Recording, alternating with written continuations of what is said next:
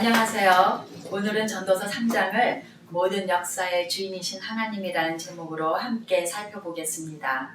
먼저 전도서 3장 1절에서 4절 말씀을 읽어보겠습니다. 모든 일에는 다 때가 있다.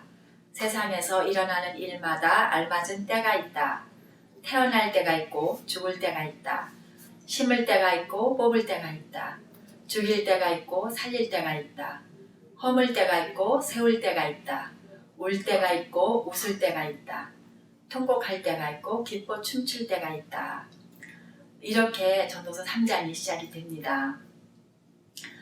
잠언 16장 9절의 말씀같이 사람이 마음으로 자기 앞길을 계획하지만 그 발걸음을 인도하시는 분은 주님이시다 라고 했는데 세상이 돌아가는 것과 사물을 관찰하고 분석하던 솔로몬은 좀 더 하나님의 주권을 의식하게 되었습니다.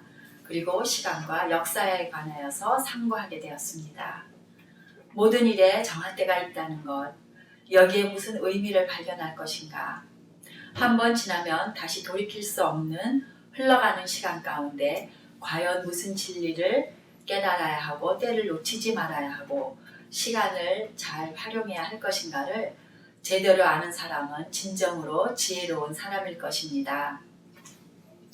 먼저 퀴즈를 보겠습니다. 3장 17절에 나는 마음속으로 생각하였다. 의인도 악인도 하나님이 괄호 심판하실 것이다. 모든 일에는 때가 있고 모든 행위는 괄호 심판받을 때가 있기 때문이다. 둘 다 심판이죠.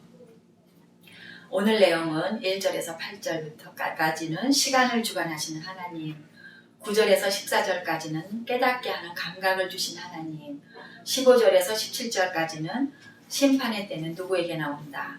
18절에서 22절까지는 영혼을 준비하며 살아가는 삶, 그리고 결론으로 때를 분별하며 허비하지 않는 삶은 무엇인가에 대해서 같이 보겠습니다. 첫 번째, 시간을 주관하시는 하나님.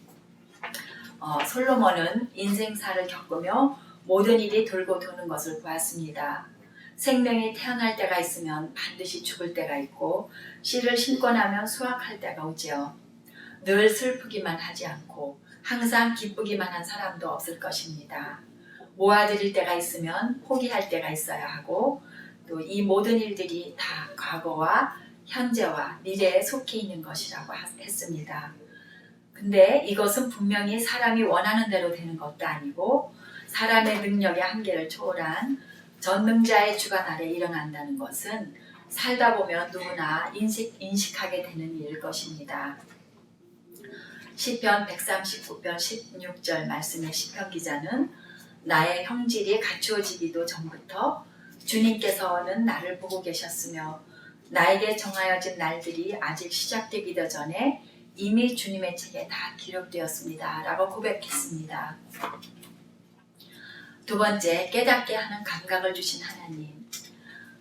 솔로몬은 인간적이고 세상적인 시각을 벗어나서 새로운 관점으로 사물을 보게 되었고 과거와 미래를 생각하는 감각을 얻게 되었습니다. 10절 말씀에 보면 사람이 애쓴다고 아무것도 바꾸지 못하며 인생살이는 하나님이 주관하신다라는 걸 깨닫게 되었죠. 또 11절 말씀에 보면 사람은 깨닫지 못해도 하나님은 자신의 계획에 따라 제때에 알맞게 일을 일어나게 하신다. 그리고 12절 13절에서는 고달픈 인생이라 하더라도 하나님이 선물로 주신 것이니 기쁘게 살며 선한 일을 해야 한다고 했습니다. 그리고 14절에서 모든 사람들은 이런 하나님을 두려워하는 것이 마땅하다라고 솔로몬은 깨닫게 되었습니다. 야고보서 4장 14절에서 17절 말씀에도 여러분은 내일 일을 알지 못합니다. 여러분의 생명이 무엇입니까? 여러분은 잠깐 나타났다가 사라져버리는 안개에 지나지 않습니다. 도리어 여러분은 이렇게 말해야 할 것입니다. 주님께서 원하시면 우리가 살고 또 이런 일이나 저런 일을 할 것이다. 그런데 여러분은 지금 우쭐대면서 자랑하고 있습니다. 그와 같은 자랑은 다 악한 것입니다. 그러므로 사람이 해야 할 선한 일이 무엇인지 알면서도 하지 않으면 그것은 그에게 죄가 됩니다. 이런 말씀이 참 맞는 것 같습니다. 그 다음에 세 번째, 심판의 때에는 누구에게 나온다. 앞서 전도서 1장 9절에서 11절에서도 역시 말한 것과 같이 세상의 모든 일은 계속해서 되풀이되고 있습니다. 그런데 솔로몬은 그 주체가 하나님이라는 사실을 알게 되었고 깊은 깨달음을 얻게 되었습니다. 이 세상에서 공의가 없고 불공평한 일들이 넘치는 것 같지만 의인이든 악인이든 하나님의 심판을 피할 수가 없다는 것을 믿게 되었습니다. 더구나 예수님을 믿는 사람들은 사후 심판을 믿기 때문에 함부로 행동할 수가 없겠죠. 그리고 죽음에 이르기 전에도 이미 심판을 받고 있는 사람들이 있다고 성경에서 말씀하고 있습니다. 요한복음 3장 18절에서 아들을 믿는 사람은 심판을 받지 않는다. 그러나 믿지 않는 사람은 이미 심판을 받았다. 그것은 하나님의 독생자의 이름을 믿지 않았기 때문이다 라고 하고 있습니다. 네 번째, 영원을 준비하며 살아가는 삶은 무엇인가? 어찌 보면 사람이나 짐승이나 숨쉬고 먹고 마시고 또 아프고 죽어서 흙으로 돌아가고 이렇게 하는 데는 다른 점이 전혀 없어 보입니다. 하나님은 그 사실을 드러내시려고 사람을 시험하신다고 18절에서 기자는 적고 있습니다. 그런데 사람이 짐승과 다른 점은 무엇일까요? 첫 번째, 사람은 하나님의 형상대로 지어졌고 전능자 하나님을 잡고 있습니다. 그리고 두 번째, 사람에게는 짐승을 다스리는 권세를 주셨습니다.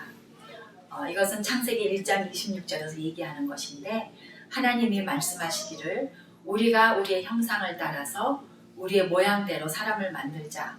그리고 그가 바다의 고기와 공중의 새와 땅 위에 사는 온갖 들짐승과 땅 위를 기어다니는 모든 길짐승을 다스리게 하자. 이렇게 하신 것입니다. 그리고 또 짐승과 사람이 다른 것은 사람들은 미래와 사고에 대해서 생각하는 것이 다릅니다. 앞으로 어떤 일을 겪게 될지는 모른다 할지라도 이 일을 주관하시는 분은 하나님이시기 때문에 내가 주관하려고 하기보다는 현재 일을 감사하며 즐기는 것이 마땅한 본분이라는 것입니다.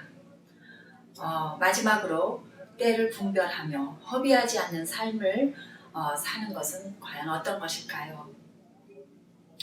동물이든 사람이든 누구에게나 시간은 흘러가고 한번 흘러간 시간은 돌아오지 않습니다. 하나님은 사람들에게만 이러한 시간의 가치를 부여할 줄 알도록 때에 따라 적절하게 기회를 사용하도록 허락하셨습니다. 사람들이라 할지라도 이기적이고 자기 배만 생각하며 살아간다면 짐승과 다른 점이 없을 것입니다.